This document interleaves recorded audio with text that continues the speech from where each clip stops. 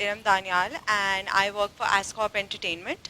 I'm sure all of you know about Ascorp Entertainment in some realm or the other, but I'll just give a really quick introduction. We're a content creation firm that believes in creating great, fun local content that's embedded with values, so that, our stories are out there, they're local, they're fun to read, but they're also embedded with really great concepts that you can use in your daily life, or you can learn from them.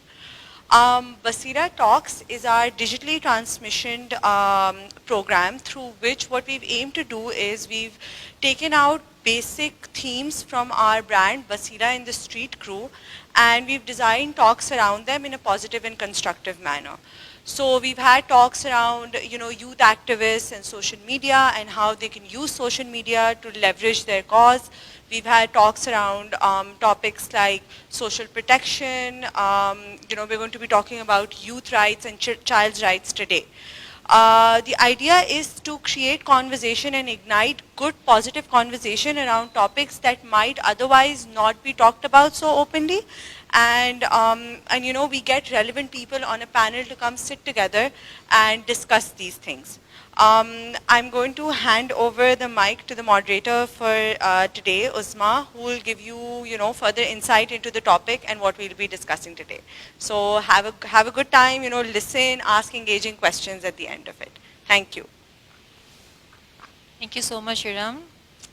Assalamu alaikum, everyone. Please don't be scared with my makeup because I had a recording earlier, so that's why I came in the witchy look. I didn't have time to remove it. First, I would like to introduce my panel, and then we'll proceed. Right next to me, Mr. Fazal Noor is sitting. He is working as the head of Department of Architecture and Environmental Design at Sir Syed University. And then we have, please apologize if I pronounce this incorrectly, it's Erdi Istios Brecken. Okay, now then she'll give me the marks that how badly I have pronounced it. Her Royal Excellency, Ambassador of the Kingdom of Netherlands and Pakistan, we welcome you here and thank you very much that you took out time for this important discussion. And right next to Erdi, we have Mr. Sikandar Bizenjo, the very young person. He is an economist and a development practitioner, right? So I will hand over the mic to you first, Mr. Fazal Noor. We would like you to introduce yourself a bit.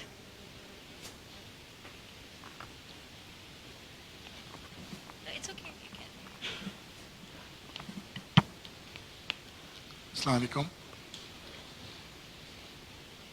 मैं एक architect हूँ, sir Syed university में पढ़ाता हूँ और रोशनी helpline एक missing children या वो बच्चे जो गुम हो जाते हैं उनको ढूंढने के इदारे के साथ मैं काम करता हूँ। और मैं यहाँ एक शॉर्ट बात ये करूँगा कि मेरा एक बहुत ही मैं जो पढ़ा हूँ आर्किटेक्चर, तो उसमें एक साहब थे, उनका नाम था प्रोफेसर फॉन्डर लिंडन। वो फ्री यूनिवर्सिटी एम्स्टर्डम से आके यहाँ पढ़ाते थे और उन्हें हम बाबा कच्ची आबादी से के नाम से जानते हैं, because his doctoral thesis on Kachi Abadis is actually what made the government and people recognize Kachi Abadis as an informal settlement of the poor and not a slum. Thank you. Assalamu alaikum. This is about the only thing that I can say in Urdu, so apologies for that. I've been the Dutch ambassador since September 2017. I joined the Foreign Service in the Netherlands when I was a student, a long time ago, 91. I've worked in different places all over the world, in a short while in India, a normal posting in Thailand, in Geneva, in Albania, in Zambia, headquarters now here, and from September onwards, Indonesia. I studied public administration and development studies, so we are, Sikandar and I are both development practitioners. Apart from a diplomat, I'm a wife and the mother of 2 teenage children.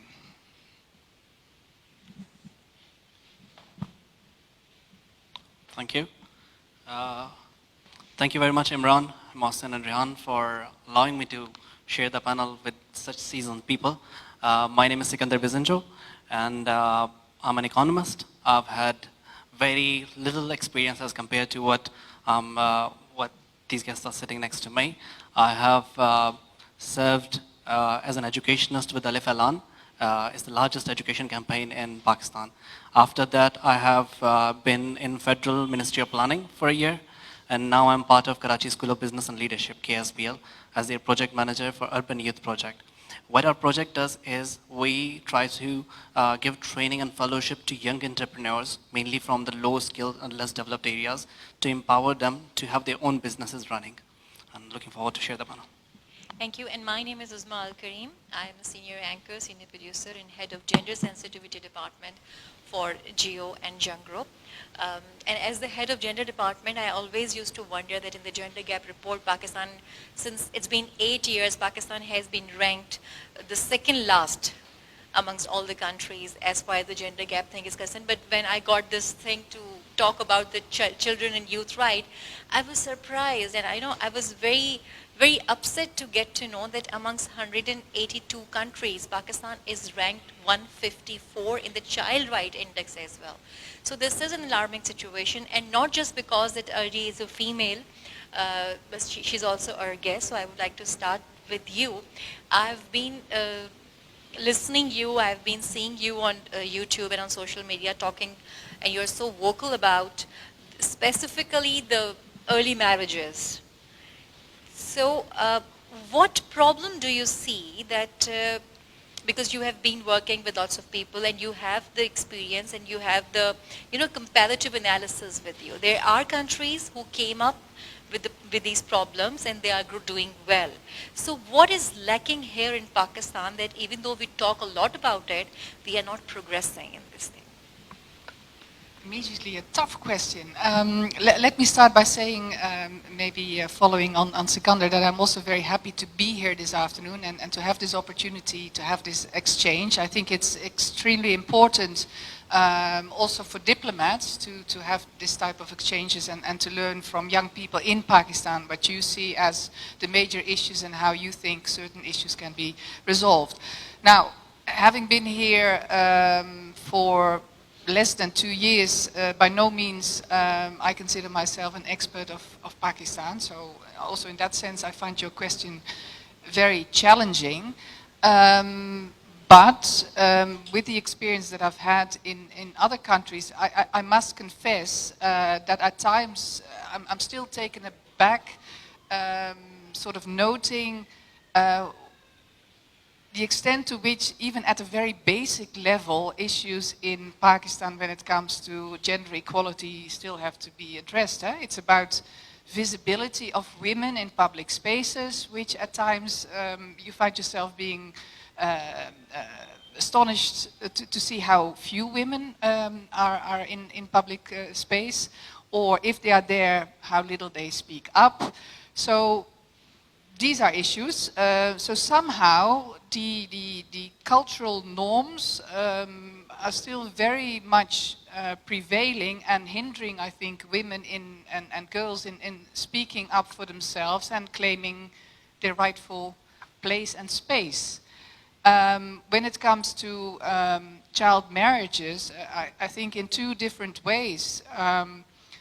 It's a violation of rights. First of all, women who marry before the age of 18 do not get sufficient opportunity to realize their potential. But secondly, also from a physical point of view, women who get married that early and who then also stand a chance to get pregnant very early, their bodies are simply not yet ready for these challenges. So I think society, Pakistani society, creates harm for itself by not giving women the opportunity to decide for themselves at an age when they have been able to fully, or maybe not fully, but at least to a large extent been able to get educated, and their bodies are ready for whatever task is ahead of them. So these would be my initial comments. All right. Sikandar, now I would like to come to you. When we talk about child and youth right, As you mentioned earlier, that youth is an addition to it, which is very good that we are talking about youth rights as well. But when we talk about child and youth rights, there are 4, 5 things or areas which comes in our mind: that education, health, malnutrition, as she mentioned as well, that mothers, they get married early and they deliver, so the malnutrition issues, and of course the harassment issues, the bullying issues. Uh, where do you see we stand right now and after 5 years? Because the youth is here and people are getting very vocal about it, right? It was not like that earlier. But recent days, we have seen that everybody is coming out and talking about these things. So do you really believe that we are going in the right direction, and how far we can proceed and how fast we can proceed in getting those rights or passing on these rights to the children? Or you still see there are difficulties? Thank you, Uzma. First of all, the reason we are talking about youth right now, because 64% of our population currently comprises youth. When we talk about the youth potential, we need to understand that they have to be given that platform so we can realize their true dividends, their true potential. We cannot just enjoy the fact that we have a massive youth bulge. The reason I am slightly skeptical about the true potential of youth being realized in Pakistan is because we are seeing the whole thing in one umbrella, in one, like, solving everything in one umbrella aspect. For instance, with 64% of our population, according to the UNDP survey, we need to create 5 million jobs in the next 5 years. That is 1 million per year. But given that our government currently has an austerity policy, that means they'll be cutting on jobs. And we need to realize that the current youth we have will not be youth for a very long time. And that is one of the reasons that we are not realizing the true potential, because we are not identifying the real problems. We're just seeing it as an opportunity, as a God's blessing that we have one of the youngest populations in the world, second youngest in South Asia. But that would not automatically make us a great nation. We have to invest in that youth, in their human capital as well. Just to give you an example, even in our educational institutes, in the universities, if an engineer passes out, he is just an engineer with a bookish knowledge. He does not have the knowledge, the skill set which is required in the market. So he needs to get experience of 3 to 4 years at least just to get a basic engineering job in his relevant field. Until we identify each problem individually and try to solve it, we cannot realize the true potential of the youth. Right. So you very well talked about the jobs, the opportunities which they are going to have, and specifically, as you mentioned lately, is about the academic and the industrial relationship, because it's very important that industries and organizations should go to the universities and they should give the practical approaches. If I come to you, yeah, you want to say something? I think Pakistan also needs to re-evaluate the value of technical and vocational training. Maybe rather than first have people university educated and then on top of that give them practical skills training, maybe we have to accept that some people are much better off and more better equipped to be trained in a technical and vocational training institute rather than to go to university. So it also has to do with understanding that not everyone can go to university, and that's perfectly fine. A society needs good plumbers, a society needs good electricians, and we can't all be lawyers or diplomats or what have you. So I think it also has to do with putting more value in people who serve society in a different manner other than through an academic training. That's very well said. So now I would like to come to you, Mr. Fazal. Don't put the mic down because it's your turn. Right. We were discussing it earlier upstairs, he has a very different perspective about it. So if we ask you that what is the main cause and what are the most important rights you feel that the youth and children should be given amongst all those 27 and 28 rights which we generally talk about. So what would you like to pick? So पहली बात तो मेरे ख्याल से ये है कि who is it that we call a youth? Who is it जिसको हम यूथ कहते हैं, ठीक है। ये कहना कि क्योंकि मैं दिल में एक नौजवानी फील करता हूँ तो मैं यूथ हूँ, I don't think that's right, okay. So youth is a certain age, और मेरे ख्याल से youth is an age which starts with when a person attains puberty. I mean, I hope you all know puberty. I don't have to describe that. And फिर एक वो as आता है. So once you start to have puberty, that is an age which also matches कि जहाँ you feel adventurous और आप explore करना चाहते हैं, आप दुनिया में जाना चाहते हैं, आप अपने माँ बाप के जो क्या कहते हैं प्रोटेक्शन है उससे आप बाहर निकलते हैं. You go out of your own, you travel alone in buses, in public transport, with your friends. So that is a time that you start to become vulnerable. Because abhi your mind has not started to control your body fully. You are still driven by emotions, you are still driven by certain tendencies. So I will just here ask, how many of you are 18 or below? आप में से कितने लोग 18 साल या उससे कम उम्र के? One. Okay. And how many of you are married? None. So, I mean, if you are, let's say, more than 18 years and you have not had sex, how do you feel? Don't you feel inhibited? Inhibited समझते हैं, I don't know what is an Urdu word for inhibition. आप समझते हैं कि आप अपने आप को बहुत ज़्यादा कंट्रोल में रखे हुए हैं? हाँ, है ना? फील करते हैं, महसूस करते हैं आप लोग? Now, this feeling, this feeling of all this means कि आप अपने ऊपर एक censorship डाले हो. You have put a censorship on you. अभी आपके अंदर जो आपके अपने aptitudes हैं, talent है, उसको आप किस तरीके से fully explore करेंगे जब आपने अपने ऊपर इतने सारे censorship डाले हुए हैं. Okay? Now, जब आप 18 साल के होते हैं तो आपको लाइसेंस मिलता है गाड़ी चलाने की, दूसरी करने की, अब शादी करने की भी लाइसेंस जो है वो 18 साल में मिलते हैं. वो इसलिए बेसिकली क्योंकि that's the time when the mind begins to have a certain control over the limbs, है ना? That's it. सो मैं समझता हूँ कि जब आप एक बार 10-12 साल की उम्र में once you start to have attain puberty till 24 years when a certain membrane develops in your mind, जिसके तहत आप अपने जो एक्सपीरियंस है उससे आप फैसला करने शुरू करते हैं. Between this period of time, let's say between 12-13 years of age till 25 years of age, I think something which you need most is protection.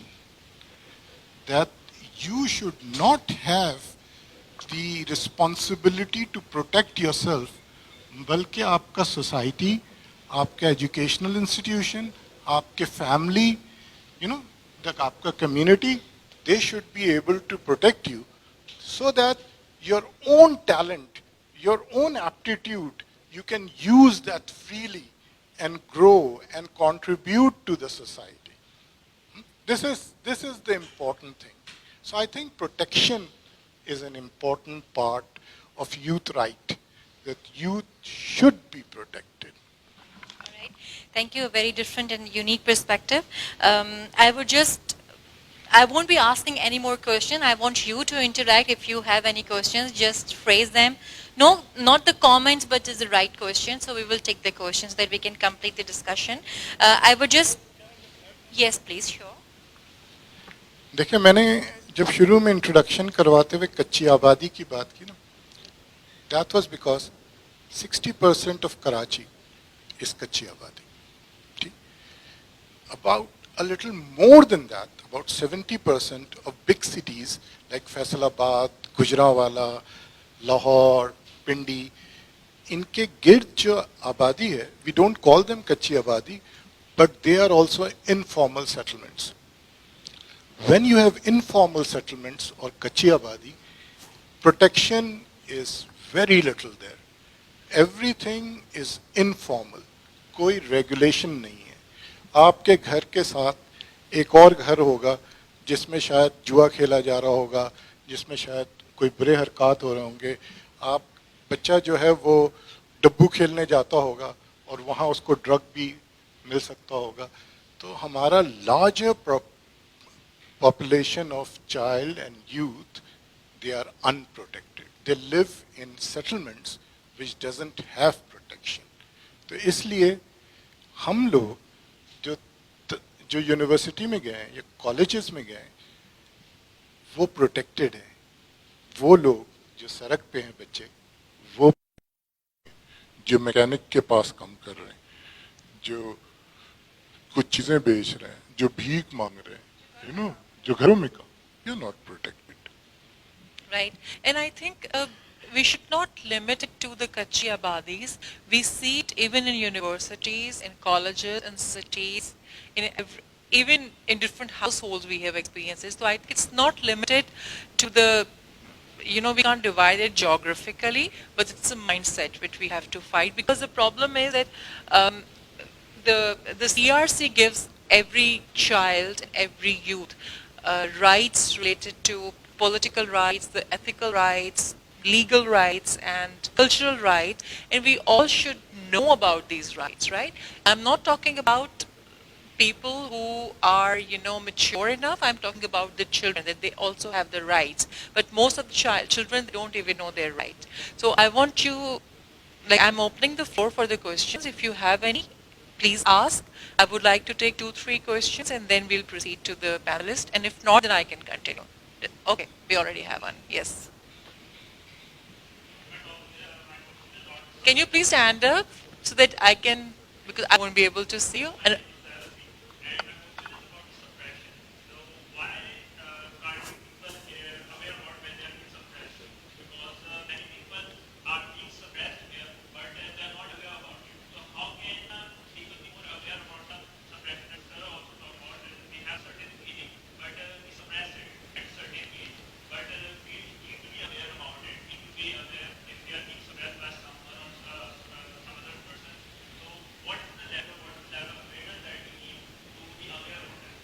all right. Any other? What's your name? Can you please? Ozair. Okay. Yes, please.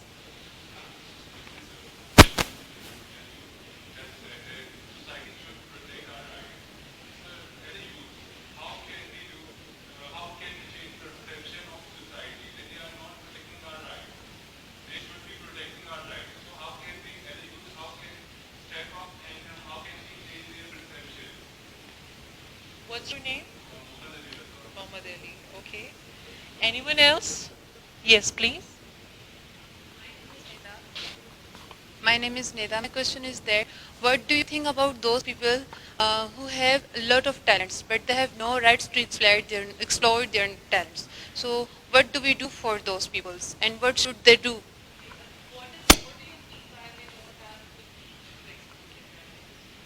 If they don't have any rights to do anything for themselves, but they have a lot of talents. So how should they exploit their talents? You mean to ask, I think what she means to ask is if somebody wants to be a painter or want to be a singer or actor, there are a few taboo things which we think that we shouldn't be doing. So, Sikandar, I would like to start from you. What Nida has asked, there are a few things which everyone has an inner talent. There are two things, if I would express this way, which mic is problem? Okay. There are two things. One, what we can do, and one, what we want to do, right? So we have always been telling the youth that you should, go after your passion, that what you can do, what you are natural in doing. But in some cases, we find these difficulties that we get the societal pressures. So how to go for that? Hello, can you hear me? Okay, I'll start from Uzair's question very briefly on the move here. He asked about suppression, not knowing your rights. The Article 25 in the Constitution of Pakistan, 25A, that guarantees every child should have quality education that is aged 5 to 15. That is by the government. That's a promise by the government. But in our country, 22.84 million children are out of schools. To put it in perspective, Her Excellency, that is, if you multiply Norway's population by 4 times, our out-of-school children are still higher than that. We have a law in perspective, we have the rights given by the government, but unfortunately not implemented by the government. Even though most of the people do realize that it's state responsibility to provide quality education, but unfortunately, state is unwilling to fulfill its promise. Moving on to this question, Hira, right? Nida. Nida, the thing is, you cannot change society's perspective overnight. If there's taboo in a certain culture on dancing and on showing different kinds of arts, you can start from your immediate family. You can convince them how good you are. You can try different platforms. For example, T2F is one of them. They have open mic sessions.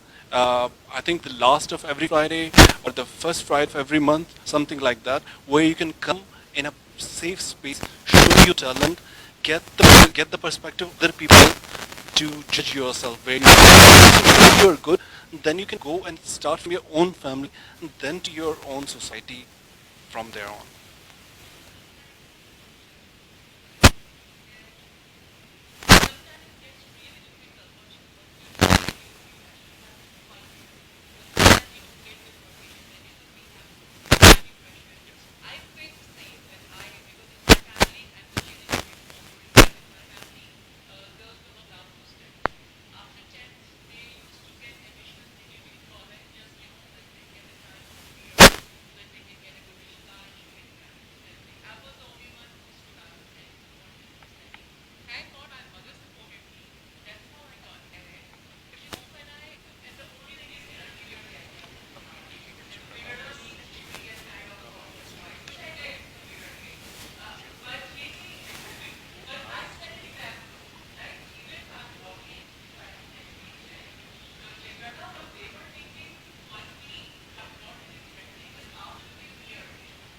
Every girl in my family has got the right to study because now they're seeing me.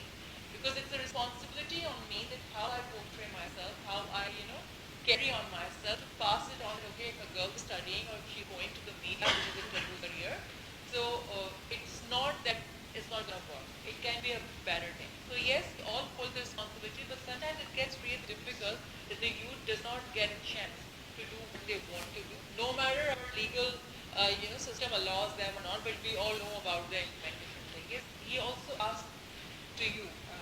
Ali asked a question to you. Would you like to reply on that? जहाँ तक मैं समझा हूँ, you asked. So as I understand it, you asked, okay, how can youth get the society to protect us and other rights also? Am I right? Yeah. So I feel that it's good that we have child rights and we have certain constitutional rights, citizen rights, and cultural rights. But rights, unless they are practiced, you can never have them. And it takes courage to practice rights, to stand up for one's right. Nobody is going to give you rights. Here, take it. ऐसा तो नहीं होता ना. होता तो ये है कि you have to stand up and practice. अगर एक लड़की गाड़ी चलाना चाहती है या मोटरसाइकिल चलाना चाहती है, so she really has to do it, right? एक लड़का अगर लंबे बाल रखना चाहता है, he has to do it. His mother or his father is not going to allow him to do that, right? उसको तो खुद करना पड़ेगा ना. I mean, that you have to stand up for that. And I think in every society, now, मैं जो बड़ा हुआ, अब तो मैं बूढ़ा हो गया, मैं बड़ा हुआ, जब मैं बड़ा हो रहा था, so I actually read a lot of American literature about how the US society was formed. There was a lot of literature, Mark Twain, you have, I forget the name of the poet, so you read those poetry and you read that and you realize, okay, they made it, they made it. They had a dream, and they went out to get their dreams. So one of the way to get a dream is that you don't do it alone. You get people around you to do it with you. So अगर हम एक दूसरे से touch नहीं करेंगे, we don't reach out to people, we cannot get what we want. So लिहाजा, you form small societies, youth club, sports club, drama club, reading club, you form them. And when you form them, then you have a platform. जब आपके पास एक platform होता है, through that you can then express yourself. You also exchange ideas with others. अगर आप एक club नहीं बनाएंगे, अगर आप किसी क्लब के मेंबर नहीं बनेंगे, आप किसी ग्रुप में नहीं जाएंगे, so you will be drawn by the criminal world, by the informal world. आओ यार चलो आज एक फिल्म देख लेते हैं, आओ यार चलो आज चाय पी लेते हैं, और इसी तरह क्या होगा, वो फिल्म जो है वो एक कैसी फिल्म होगी, फिर आप एक सिगरेट पिएंगे, फिर वो सिगरेट भरी हुई सिगरेट होगी, and you know where you are going now, and you get addicted, and then you are lost. ऐसा. So to answer your question, I think you need to become part of a group which is positive, which is doing good, stands up for good human values, and you stand up for good human values. You stand up and tell your father, देखें लाल बत्ती में आगे नहीं जाए, you should stop here, you know. आपके जो fathers हैं, वो मेरे generation के हैं ना. We were a generation of people who brought up, who thought that we can do anything, you know. What is law? We can do anything. And so we went outside of the law to realize our dreams. And I think you can realize your dream now within the law, because now Pakistan has those laws, जो पहले नहीं थे. So like child rights हमारे ज़माने में तो नहीं थे, आपके ज़माने में हैं. So you can stand up and say, here are the rights, okay? And you can ask for those rights, but you need to practice it. And practicing it means sacrifice. Practicing it means कि आप 8 घंटे WhatsApp के बगैर, Facebook के बगैर कुछ और भी करें. Okay? It's a little sacrifice, but you have to do it. Thank you. Breaking the law used to be a pride for us, I guess. And as you say that you can stand up and show, okay, this is my right. But you know, in our age, like when, of course, we are the older generation from you. So वो जो थप्पड़ था वो उस वक्त भी था, I think वो अभी भी है. If we raise it, you know, you have to, you should be prepared for the outcomes of it. I would like to come to you, Adi. Yes, what Uzair asked earlier is about the suppression. That how to aware people about the suppression. As he mentioned, Sikandar mentioned, but that was the legal side of it. I want to elaborate and throw some light about the societal and psychological perspective of it. How to aware people about the self-imposed and invisible suppressions. As a mother, I know you can do that. Okay, and thank you for your vote of... Yes, thank you for your... Is this working? Thank you for your vote of confidence. Maybe linking in what I wanted to also say, in addition to what my fellow panelists have already said. Maybe that also as a parent, I don't believe that our parents are consciously trying to frustrate us or trying to make it impossible for us to not meet our potential. For sure, they think they're doing the right thing from their perspective. So I think one important element, and that should also figure in education, is being able to pose the right questions.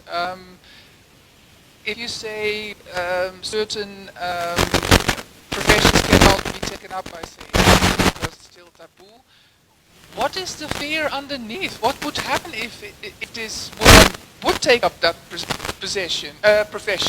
I think we need to scratch a little bit under the surface to understand what it is that makes people respond in a certain manner. So this critical thinking and to have this conversation with respect, but trying to understand the other party as well. Then coming to awareness about rights, well, someone has to make you aware, but with the access that we have these days through social media to so many different avenues, platforms in Pakistan itself, but also overseas, I think that at least should plant seeds in your mind why in certain areas Pakistan or areas within Pakistan, cities in Pakistan are different from the villages in Pakistan. And again, this is where the critical thinking process should start, and you should start maybe within this youth club, have discussions. Why is our situation different from that of other places in the world? And then I think, apart from being a platform, these youth clubs also serve as a cushion for you to realize that the questions that you may have or the lack of confidence maybe at times to take a step outside your comfort zone to do something that perhaps you thought was not possible for you, to get the support that you need to take that extra step. So yeah, use other young people as your sounding board, as your support base, but also use your interactions with other youth to slowly but steadily push the boundaries and create more space for yourself. Any other question? Okay. May I add on what they said? Yes. Just take my question as well. Yeah, I go think for it's going to be the last one. Do we still have time? Okay, please. Okay, fine. So I would, of course, you can give your comment, but I want to ask that we have been talking about the children's rights and the youth rights pages. Been years and years we have talked about it, but the good thing is that people are getting aware of it. But how long do we have to, and what is the problem? Why we are not achieving that landmark there where we can say that, okay, now we can proceed. We can, take a speed on it. We haven't reached at that level as well. So what is the problem you see to reach that level? I think we have certainly reached that level. We have already identified the problems. We do not have to keep reinventing the wheel and keep identifying what our basic rights are. We all are clear what our basic rights are. Either for the youth, either for children. Children should have quality education. Youth should have access to employment, access to training. We all are clear on these. We have two issues right now. One is that we are blaming everything on government. Second is government is actually not doing anything. So it's a paradox. What Her Excellency mentioned, to scratch the surface and do soul searching. We need to be different than our earlier generation, than our parents. Even though if some of us are not educated, but at least we have the different exposure than what our parents had in their age. For example, I was watching this program in a local news channel, and so this kid is adding 2 spoons of sugar in a tea, and her mother, she's telling him, okay, how about you put a spoon of poison inside? Do you want to kill me? This is her response, ke, 2 chamach chini dal rahe ho, that means you want to kill me. So we need to change this whole perspective of talking to our children as well. We need to give them much broader room to grow rather than restrict them from the very early age. Imagine the trauma the child will go through. Okay, no, I don't want to kill my parents, obviously. So the children will be restricted from the very early age to think outside the box. I guess this is one issue where our younger generation can thrive. All right. Like you are trying to say, which is actually correct, that parenting itself is a science. And the science, yes, it is. And science has already proven that the thought process of a person is completed when the child is inside in 9 months, and the habits and behaviors are done in 5 years. So early childhood has its importance. But the legal system has said that we blame the government. But I believe that in some cases we have to blame the government, though we choose it.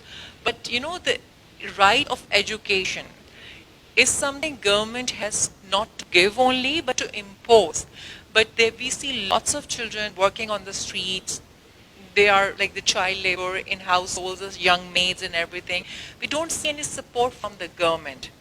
That, or if if we go to the parents, so their side is that okay, if fine, we can give that right of education to the children, but who is going to run our house then? So it is a very genuine thing that they won't be able to run their house. So how is it going to work if the government is not supporting it, facilitating it? See, there is a difference between right of education and quality education. Government is providing education in far-flung villages. I am from central Balochistan, in a very far from main highway, but still we have schools by the government. But that does not mean we have quality education. When you tell someone, when you tell a mechanic that send your boy to the school, you have to understand the opportunity cost. The opportunity cost is the boy's wages, the boy's work in the shop will not happen if he go to school. Will the boy will get a job when he passes from that school? Most likely no. Not based on the schooling he gets. So we need to understand this quality education. There was a report by UNDP, it's called National Human Development Report, understanding the youth of Pakistan. It has given recommendations, 3 very simple recommendations in the end. Quality education, gainful employment. So you have to understand, not employment, gainful employment where you are actually learning some technical skills which you can apply later. Third is meaningful engagement of the youth. For example, I being a youth, I'm totally disconnected from policy making. Policymakers are 60 or 70 years of people who are making policies for me without my consent. What policies do I need? So these 3 solutions I think can solve most of our problems if properly implemented. All right. And Ms. Basila, I would like to ask you that you just mentioned about the literature side of it. Do you really, I'll give him the mic, do you really believe that, because I do believe that, I want to know your opinion on it, that in our society, most of the children or the youth have been stopped to read the literature. Like if in my childhood, I was once caught by my mother when I was reading Mato.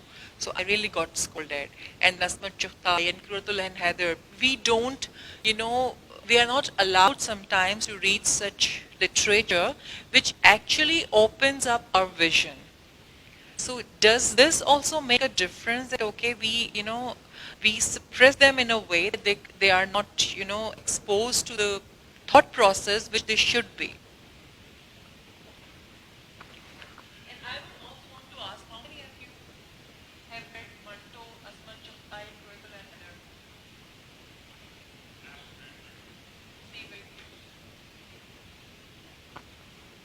Yes, because I would like to start from here. Okay. In our society, हमारे माशरे में सवाल करना बुरा समझा जाता है ना? तो इस वजह से भी ये आप कहते हैं आप सवाल कीजिए, 2-3 लोग ही सवाल करेंगे, बाकी लोग नहीं करेंगे, क्योंकि since childhood you have been told that to question is wrong. You are trained not to question. So when somebody asks you, do you have any questions? Everybody would just. Even in a class, at the end of the lecture, your teacher may ask you, do you have any questions? Nobody will ask any questions. Everybody will just copy what is written on the board. Everybody will take notes. And today and these days, if you have a mobile phone, you would most probably record it, or you might take a photograph of the blackboard, but nobody would question. Okay. If you don't question, that means you have not even absorbed what has been delivered to you. Therefore, you have not understood, and therefore you don't know what you don't know. If you don't know what you don't know, then you will not ask. So, literature तो बहुत दूर की बात है. Okay, literature is very far off. You are at that level where I'm very sorry to say, but most of your parents have not even encouraged you to read the meaning of Quran. You have all of you, I think most of you have completed the Quran in Arabic. This was a must. They must have had tutors who would have made you complete Quran reading in Arabic. How many of you have actually completely read the meaning of those Quran?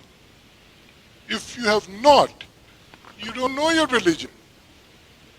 You don't know your rights. Okay?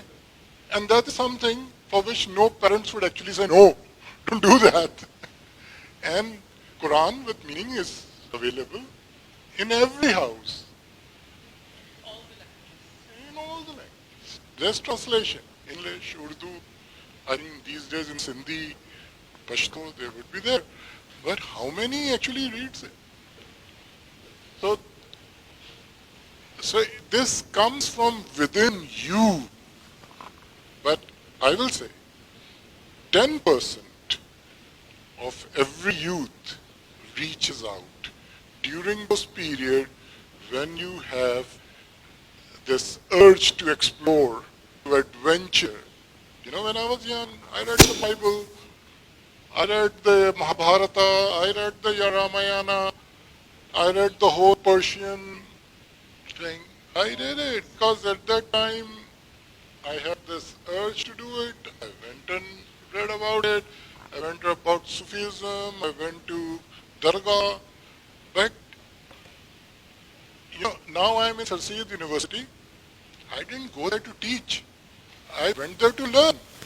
Because in Pakistan, I saw, you know, we talk about quality education. So I said, what is quality education, you know? What is this thing about quality education? And I went to Sir Syed University, it was just 3 years back. I took up a job there to find out what is quality education. And I found out nobody in Pakistan knows academic management. They are just teachers. Most of them in professional college are just professionals. They are not even teachers. They don't have any teaching training. They just stand up and talk about their vocation. They don't talk about education. But when I was in St. Patrick's in 1977, there was a person who, I don't know, brother, somebody from some missionaries, he came and he said, you know, what is this? Who said this? He said, Socrates said this. Socrates? There's no such thing as Socrates. It's Socrates. Stop being a colony of the England. Be yourself. Speak your language. So, you don't know. गाली भी नहीं पढ़ा आपने. आपने John Elia को नहीं पढ़ा. मंटो तो दूर की बात. इतना है. हाँ. Has anybody read Jaun Elia? हाँ. एक शेर सुनाओ यार जॉन एलिया का. एक शेर. आपके पीछे देखो वो लिखा हुआ है. ना बताओ.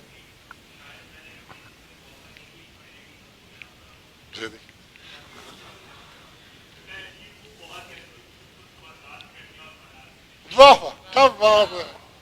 देखा ना, इसीलिए ये सप्रेशन की बात कर रहे हैं. वो देखिए पीछे लिखा हुआ है, ये फसल उम्मीदों की हमदम. ये फसल उम्मीदों की हमदम. ये बड़ा छोटे छोटे क्या लिखा हुआ है, सबका. नहीं, but we live in a society जहाँ कार्ल मार्क्स को पढ़ने पे मशाल या उसकी पिक्चर लगाने पे मशाल खान का मर्डर भी हो गया. So you know, yes, we live in a complex society, but we have to proceed. And very well said by our panelists that, you know, raising a question will take you out about the suppression, about the frustration. And I see a lot of hope because I see people who have started asking questions. And I see the young parents who are actually appreciating them. But yes, parents like me, when I give the liberty to my children to speak up whatever they want to ask questions what they want to. So I get a lot of, you know, criticism from my elders, from my family members, and I think we all have faced it these days that you have given them a lot of liberty. How can they come and ask you these things? But you know, if you want to go ahead, if you want to proceed, you have to break the environment. Someone has broken the environment, that's why the human has reached to this space. Right? You need to cross the boundaries to reach to some other place. So start taking steps, but taking steps doesn't mean that you have to, do it incorrectly. Now, the correctly and incorrectly is also very subjective, but we have to proceed. वो कहते हैं ना कि gutter में उतरना पड़ता है gutter साफ करने के लिए. So you need to, take strong actions wisely, to know about your rights, not just to be aware, but to pass it on as well. You are a force, you are a group, you have this in your hand, which I believe is a very powerful thing. I am not against these things.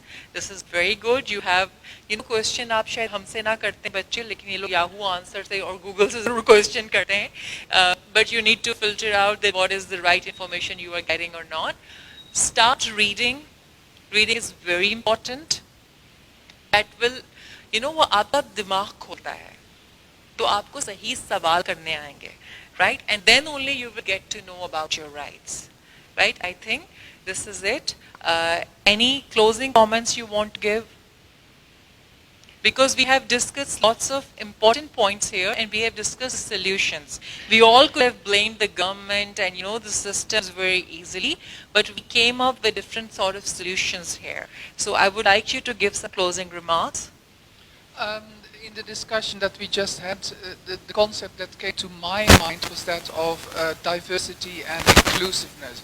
I think in many realms of today's life, we've realized that by taking in perspectives from different angles, in the end, we get either a better solution or a solution that at least is supported by a broader base of people. And that, I think, in itself is very relevant. So, indeed, pose questions, get your information from different angles, broaden your horizon, and use then that information to be or become a citizen, because talking about government having to do certain things, you as a citizen can also do, or you as a consumer can also do a lot of things. So stand for your rights, speak out, and let yourself be heard. I would say do something more than what you think you are supposed to do. For instance, 10 people are applying for a job. You are submitting 10 different resumes. But if one of you makes a call to the employer as addition to your resume, he would definitely consider you, okay, this person has made an extra effort. If you see a problem, whether it's in your society, whether it's anywhere, if you're just walking in your street, you see trash next to your school, just find out who's your taluka officer. It's not very hard. Everything's in the Sindh government's website. Who's your taluka officer? Who's your district education officer? Write an email to them or just give a call. That's your duty and your responsibility as a citizen, as a member of a society, a civilized member of a society. We cannot just sit quietly and keep complaining that government is not doing something. At least do your own duty, do your own thing, and then you can say कि नहीं हो रहा.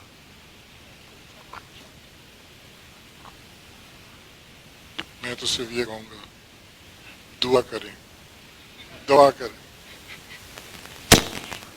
Thank you so much. And lastly, I would like to say knowing your right is the first step to getting your rights, and you should know. मुझे नहीं पता आप लोगों में से कितने लोगों ने जाके child rights को study किया है. Child rights in Pakistan, youth rights in Pakistan. Unless you don't read it, you won't be able to know what your rights are, and you haven't taken the first step. If you will take the first step, trust me, this group of 80, 90 or 100 people can create a difference. Thank you very much to all the... Yeah. मैं सिर्फ ये भूल था कहने, दुआ करें, दुआ करें, बसीला पढ़े. Thank you very much to Fazil Saab, Sikandar, and Her Royal Excellency AirD for taking out the time and coming here and sharing your experiences and your knowledgeable thoughts and passing it on to this youth group. Thank you very much.